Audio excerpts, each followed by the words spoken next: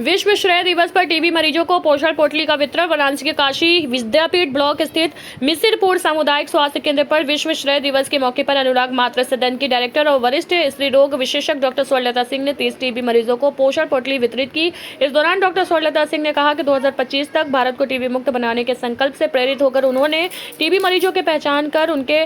पोषण पोटली और दवाएं उपलब्ध कराने का अभियान शुरू किया है। अब तक 15 गांवों को टीबी मुक्त किया जा चुका है और यह अभियान आगे भी जारी रहेगा। इस कार्यक्रम में doctor R B Singh, doctor Swarnlata Singh, Virendra, Rama Udal, Akhilesh, Prem Prakash, Vinod Gupta, Suman और डॉक्टर ज्योति समेत कई लोग मौजूद थे। आज इंटरनेशनल टीबी डे है और आज कितने टीबी के मरीजों को पोषण पोटली उसके द्वारा आज विश्व क्षय दिवस के अवसर पे सामुदायिक स्वास्थ्य मिसिरपुर में डॉक्टर स्वर्णलता सिंह की तरफ से 30 मरीजों को पोषण पोटली वितरित किया गया। बात की जाए डॉक्टर साहब तो हम नरेंद्र मोदी का एक नारा है 2025 तक टीबी मुक्त भारत है, कितना सार्थक साबित हो रहा है। अब तक हमने लगभग 15 ग्राम पंचायतों को मुक्त कर लिया है, उसके लिए वो गया है और 2025 तक हमारी पूरी कोशिश, पूरा प्रयास है कि हम इसमें सफल होंगे। जो 15 गाँव टीबी मुक्त हुए हैं उसमें डॉक्टर स्वर्णलता सिंह अनुराग मातृ सदन का कितना योगदान है, बिल्कुल योगदान है, चाहे पोषण पोटली वितरण को लेकर के या उनको संवेदीकरण को लेके या मरीजों के मदद को लेकर के हमेशा ही आगे हैं। ऐसी प्रक्रिया में क्या और डॉक्टरों को और संस्था को आगे आनी चाहिए? हाँ बिल्कुल, जितने कहा जाता है ना, जितने लोग उतने अच्छे वर्क, तो यदि जितने लोग जुड़ेंगे हमसे उतने ही मरीजों को गोद ले करके उनकी देखभाल, उनकी जो भी संभव उनको ज़रूरत है वो प्रदान की जा सकेगी।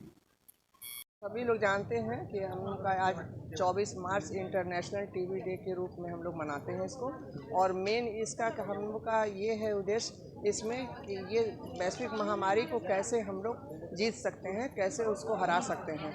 और उसके लिए सारे हम लोग एकजुट होकर ये हम लोग प्रण करते हैं कि किस तरह से इस टीबी को हराया जाए। उसके लिए सरकार ने कई तरह के नियम योजनाएं बनाई हुई हैं, जिसमें एक निक्षय मित्र का भी योजना है। और आज हम टीबी हारेगा और देश जीतेगा के कार्यक्रम में मैंने एक निक्षय मित्र के रूप में आज आकर मिसिरपुर में मैंने पोषण पोटली दिया और मरीजों को ये समझाया कि पोषण पोटली तो दे ही रहे, खाने का एक है, लेकिन साथ साथ अपना दवा नियम से करते रहिए और कोई भी कमी हो तो इसको आप बताते रहिए। रोग छुपाने से और बढ़ जाएगा, और टीबी की सारी चीज़ों के लिए जितना स्क्रीनिंग है, जांच है, सब सरकार की तरफ से फ्री हो रहा है। आज कितनी पोषण पोटली आप लोग मरीजों को दी?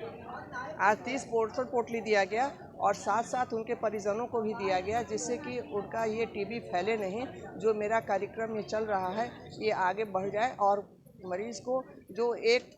चक्र चलता आ रहा है कि पहले घर में एक को होगा फिर दूसरे को होगा, यही चीज़ देने से उनका ये कुचक्र टूट जाएगा। इसलिए मैं परिजनों को भी देना शुरू की हूँ। मैम, बात की जाए तो निरंतर कई सालों से आप टीबी के मरीजों को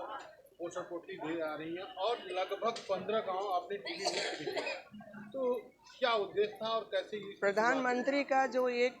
कार्यक्रम चल रहा था कि 2025 में हम लोग को अपना टीबी उन्मूलन करना है, उसके सहयोग में मैं कार्यक्रम में ये काम कर रही हूँ और हर महीने उन लोगों को देकर टीबी मुक्त कराने का प्रयास कर रही हूँ, जिसमें 15 गांव तो मुक्त करा दिया गया है और आगे प्रयास जारी है कि कितना जल्दी से जल्दी इसको हटाया जाए और 25 में जो एक प्रधानमंत्री का कार्यक्रम चल रहा है उसको हम लोग सफल करें। मैम, एक पदवी आपके ऊपर और लगी है कि आप निरंतर गरीब कन्याओं की पढ़ाई लिखाई ब्याह तक का पूरा खर्चा आप बयान करती हैं। ऐसा मतलब सोच के, मतलब ये कहाँ से सोच आई और ये क्रिया कब से चालू हुआ? प्रधानमंत्री ने 2015 में उन्होंने ये कहा कि टीबी कार्यक्रम में उन्होंने कहा है कि बेटी बचाओ बेटी पढ़ाओ के अंतर्गत सारे लोगों को जागरूक होने के लिए कहा गया, जिसमें कि ये हमारी सोच थी कि किस तरह से टीबी इनको मरीजों को किस तरह से हम लोग कहें कि बेटी बचाओ बेटी पढ़ाओ में हम लोग क्या कर सकते हैं। तो हम लोगों ने बांझपन का इलाज शुरू किया, साथ साथ हम लोगों ने ये कहा कि गरीब लड़कियों को शादी कराया, और अपने यहाँ जितने डिलीवरी लड़कियों की हो रही है उसमें हम लोग ये सब कुछ साथ साथ ये चल रहे हैं कि जितनी लड़कियां हो रही हैं उसमें परिजनों को हम लोग खुश करने के लिए, उनको ये समझाने के लिए कि लड़कियां बोझ नहीं हैं, हम लोग मिठाई बांटते हैं, गिफ्ट देते हैं और परिजनों को अच्छी तरह से इस बात के लिए समझाते हैं।